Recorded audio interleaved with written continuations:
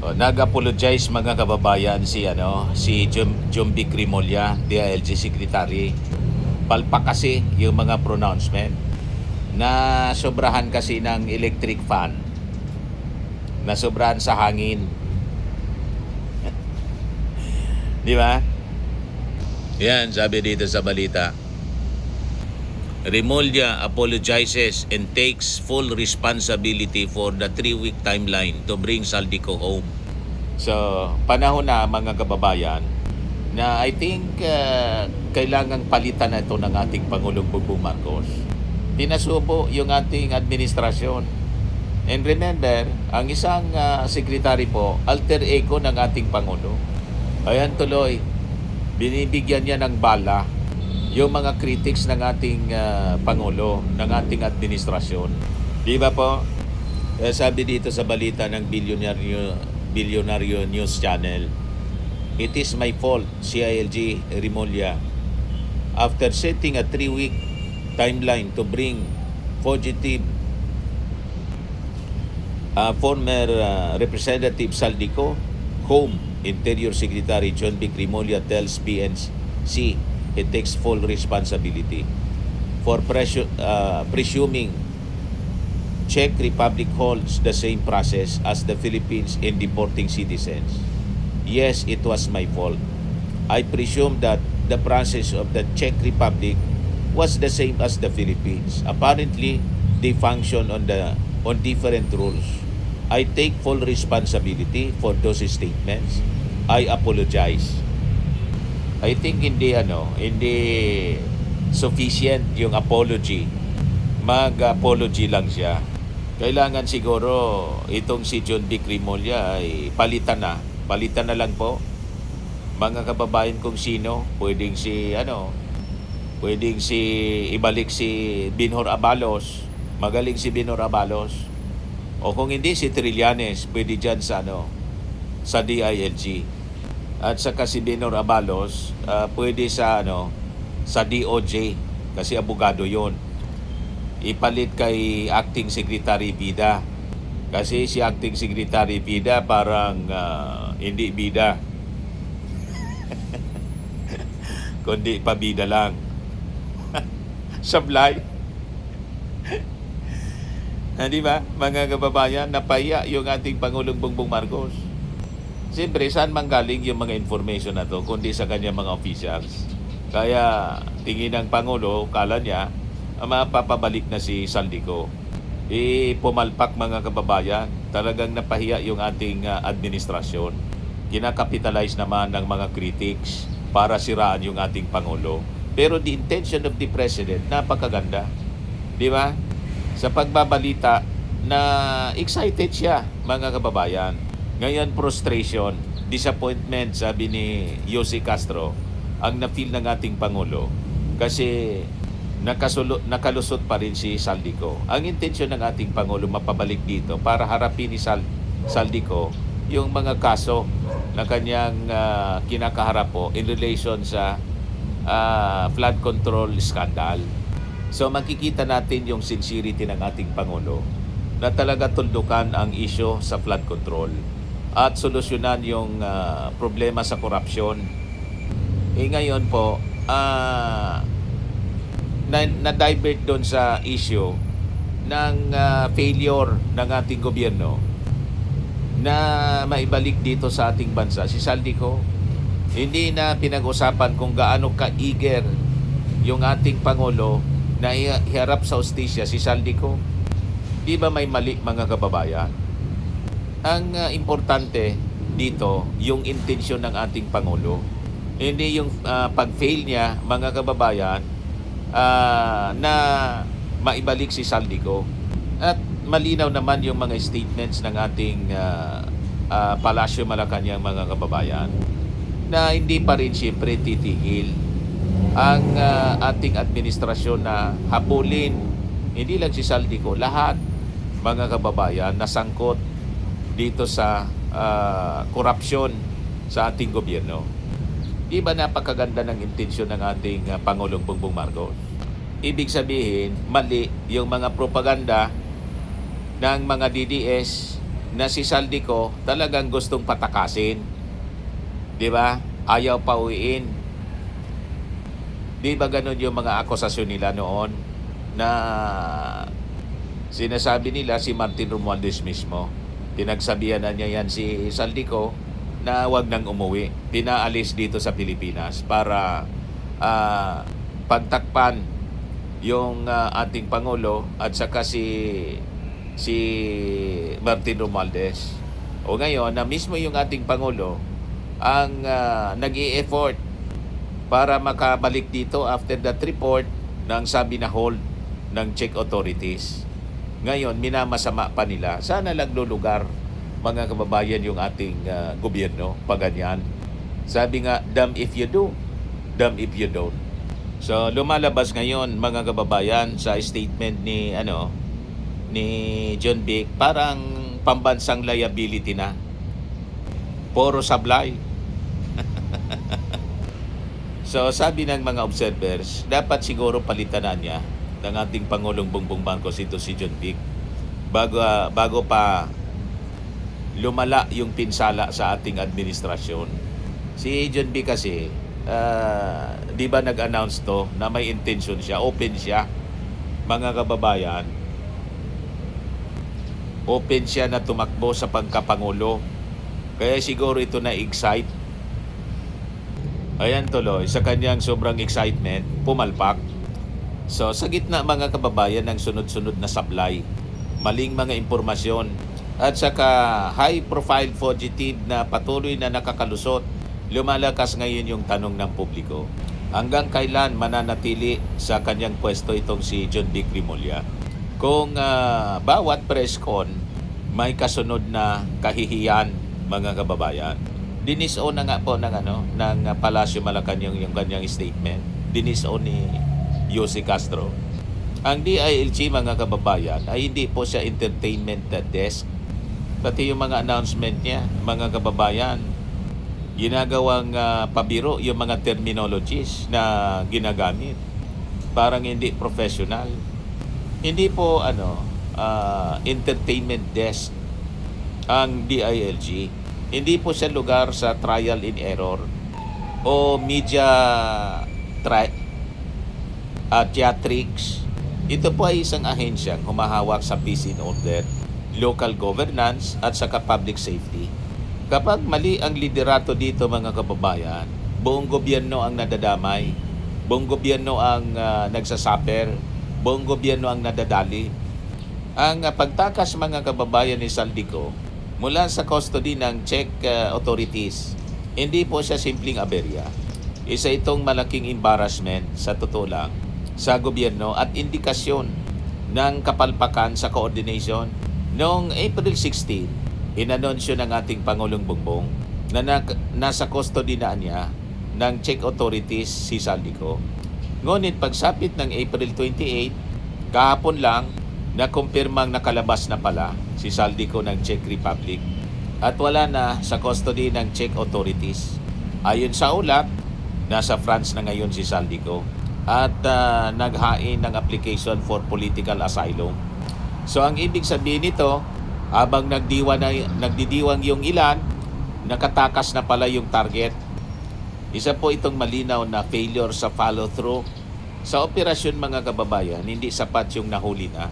Ang tunay na tanong ay na-secure ba siya? Naibalik ba? Napanagot ba, mga kababayan? Kung hindi, press release lang po ang nahuli. Mali yung impormasyon sa ating Pangulo at sa bayan. Inamin mismo ni Secretary John Vic Rimulya na nagkamali siya sa pag-aakalang ang proseso sa deportation po sa Czech Republic ay katulad ng sa Pilipinas. Nagyabang siya ng timeline, 1 to 3 weeks daw, maibabalik dito si Saldico. Dahil dito, mga kababayan, nabuo yung maling espekulasyon ng publiko at ng palasyo. Napasubo yung Palasyo Malacanang dahil kay John Vic. Lumalabas na hindi pala ganoon kasimple ang proseso sa Europe. So ito yung mas mabigat na issue. Hindi lang siya nagkamali sa pizza, mga kababayan. Nagkamali siya sa kabuuang assessment. So kapag ang kalihim ng DILG ay nagpapakain ng maling intel sa ating Pangulo mismo. Hindi lang pangalan niya yung nadadali, pati Pangulo at buong administrasyon, mga kababayan, napapahiya. Ito na nga po ang nangyayari ngayon. So ang maling impormasyon na nakarating sa Pangulo, dulot mga kababayan ng seryosong dagok sa kredibilidad ng Malacanang at ng DILG. Hindi umano na secure ang tamang diplomatic at legal mechanisms.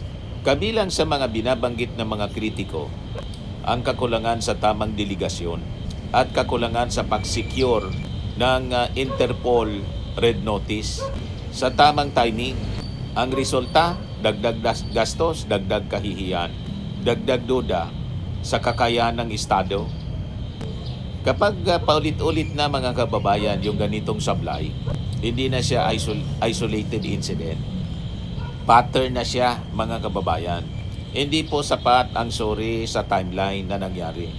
So bagamat tumingi ng paumanhin si Remulla, marami pong mga critics ang nagsasabing kulang po ito. Ang issue ay hindi lang maling timeline. Ang issue ay maling impormasyon mismo. Ang issue mga kababayan ay ang paglagay mismo sa Pangulo sa alanganin sa isang international na usapin. So ang tunay na accountability mga kababayan, hindi po yung scripted na apology. Ito po ay pagtanggap dapat sa buong pagkakamali at pag-ako ng consequence. Kaya yung kung may kahihiyan pa itong si John Vic Remulla mga kababayan, I think dapat siyang mag-resign po. So ito yung Remulla signature. Nadamay pati si dating Speaker Martin Romualdez sa kwentong walang tibay mga kababayan. Matatandaan na ginamit ng kanyang kapatid ang mga pahayag at testimonya po ni Saldico upang idawit sa bilyon-bilyon na flood control anomaly si Martin Romualdez. Ngunit kalaunan, inamin mismo ni Secretary John Vic na very clean at walang fingerprint o paper trail na direkta pong nag-uugnay kay Martin Romualdez sa mga anomalya. So ang ibig sabihin, nauna yung paratang kaysa sa mga ebidensya.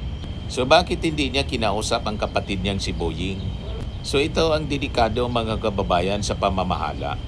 Kapag salita muna bago facts, kapag haka-haka ang inuuna, nasisira yung pangalan ng mga tao at pati yung integridad ng investigasyon. Then yung hide and seek kay Atong Ang. So bukod kay Saldico, yung issue kay Saldico mga kababayan, marami ding puna na tila paulit-ulit na kwento sa paghuli mga kababayan kay Atong Ang. Puro lang kwento. Si Atong Ang na sangkot sa missing sa Bungeros. Paulit-ulit lang yung kwento mga kababayan na muntik nang mahuli. Puro lang muntik. Minsan sa Cavite daw, minsan sa Calabarzon. Pero laging wala pagdating sa dulo. Tumaas na yung reward, 20 million pesos na. May Interpol red notice na. Ngunit hindi pa rin nahuhuli hanggang ngayon. Ang paliwanag, maraming pera umano si Atong Ang para sa hideouts at palipat-lipat. Sa taong bayan mga kababayan, simple lang ang basa rito.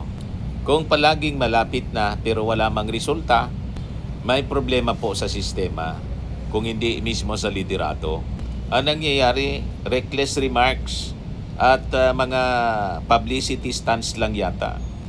Pinuna din mga kababayan ng kampo ni Atong ang mga payag ni Remulla na armed and dangerous yung kanilang kliyente.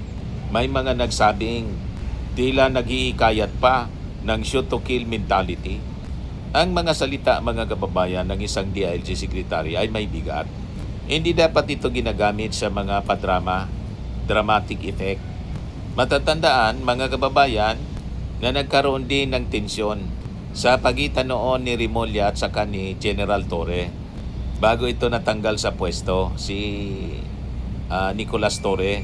Kumalat yung balita na sabi hindi pagkakaunawaan kaugnay ng umano'y 8 billion pesos na insertions or budget insertions para sa mga assault rifles. Tumanggi umano si Torre na pumirma rito bilang chairman, mga kababayan ng NAPOLCOM. Pinawalang bisa rin niya ang ilang reshuffling orders ni Torre. Sa mata ng publiko, kapag may usok, mga kababayan, may tanong kung may apoy. At kapag magulo ang relasyon, mga kababayan, ng civilian leadership at saka PNP Command, apektado ang buong institusyon. Ang nangyayari, puro presscon, pero kulang sa resulta, mga kababayan. Marami yung mga nakakapansin nito sa ating mga netizens. Yung estilo ni John Vic, laging may camera, laging may announcement, laging may lead or sighting. Pero ano nangyari? Si Saldico nakalabas. Napaya tuloy, mga kababayan, yung ating Pangulong Bongbong. Si Atong Ang, hindi pa rin nahuhuli. Mga kontrobersya, dumarami. Remember, noong July 2025, binatikos siya, mga kababayan, dahil sa mga social media posts tungkol sa mga sa class suspensions na may mga tunong mga abangers. Kaya ito yung ginagamit ngayon laban sa kanya. Wala niyang nangyari sa mga abangers. Ang daming mga abangers sa paghuli kay Saldico. Pagbabalik, walang nangyari. Yan ang mga style ni John Vic. Mga abangers, sarap ng bugsiko. So sa gitna ng kalamidad, mga kababayan, marami yung nagsabi, kulangan niya si John Vic sa delikadesa and sensitivity. Hindi niya comedy page yung DILG. Crisis, leadership yung kailangan. So ngayon, bakit marami na ngayon ang nananawagan na palitan na po si John Vic? Dahil po sa unti-unting pagkawala ng tiwala ng publiko. Sunod-sunod yung false alarms at sablay. Intelligence and operational failures. High-profile fugitives yung mga nakakalusot. Reputational risk sa ating Pangulong Bongbong. Nadadama yung ating Pangulo. Napapahiya. Lumalabas wrong intel yung pinapasa, mga kababayan, sa ating Pangulo. Diba? Nakakaya. May politisasyon sa institusyon. Mga sigalot, mga kababayan, sa loob ng PNP at saka mga budget controversies. Style over substance. Mas malakas sa presscon kaysa sa convictions, mga kababayan. May conflict of interest at personal agenda. Kapag ginagamit yung mga testimonya para manila ng walang sapat na ebidensya, nadudumihan, mga kababayan, yung hustisya. Ang posisyon, mga kababayan, ng DILG secretary, nangangailangan po ng integridad, accuracy, discipline, saka siyempre command responsibility. Hindi pwede pong puro daldal tapos sablay sa dulo. Hindi pwede pong bida-bida sa camera, kulelat naman po sa operasyon. So kapag ang isang DILG secretary paulit-ulit ng source ng kahihiyan, maling mga impormasyon, saka institutional damage, hindi na siya asset, isa na po siyang malinaw na liability sa Marcos administration. So kung ang DILG secretary ay mabilis na mag-anunsyo kaysa sa mag-deliver, I think panahon na magpalit yung ating Pangulo. May mga magagaling na personalities na pwedeng ipalit kay John Vic Remulla. Tama po, mga kababayan. Ayun lang ang ating short video ngayon. Ako po si Dante Maravillas. Bye-bye po. God bless.